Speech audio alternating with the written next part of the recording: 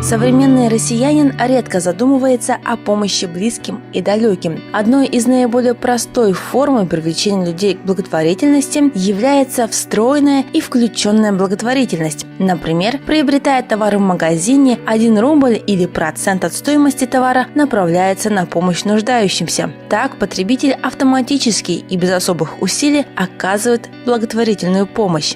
Первым примером встроенной акции была кампания, проведенная еще в 1980 году American Express. Тогда при совершении расчетов ее картой 1 цент от суммы оплаты направлялся на ремонт статуи Свободы. Акция в первый же месяц привела к увеличению количества расчетов на 28% и увеличению новых пользователей на 45%.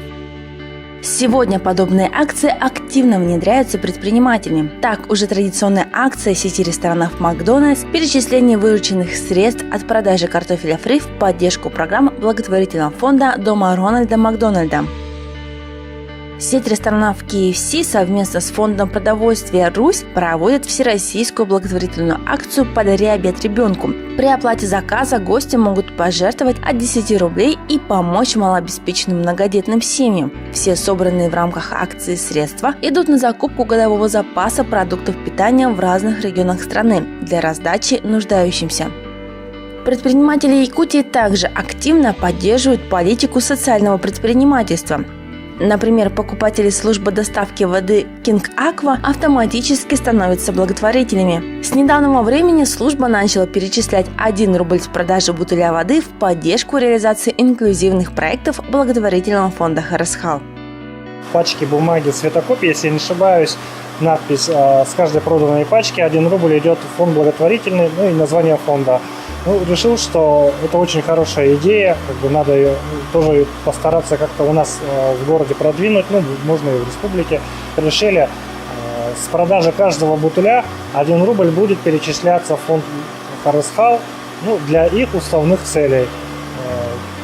В течение месяца мы будем реализовывать бутыли, а по итогам месяца уже по отчету будем отправлять перечисления в их фонд. И я надеюсь, что нашу идею подхватят другие компании с разных отраслей и также будут помогать.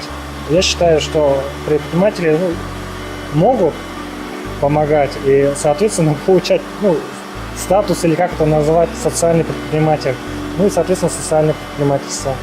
1 рубль. Вроде бы незначительная сумма, но важная для нуждающихся детей. Благотворительный фонд «Харасхал» реализует десятки проектов, направленных на поддержку детей с инвалидностью, детей с ограниченными возможностями здоровья и их семей по всей республике. Оказать помощь детям и нуждающимся в силах каждого человека. Но как именно будет проявляться помощь, выбирать вам.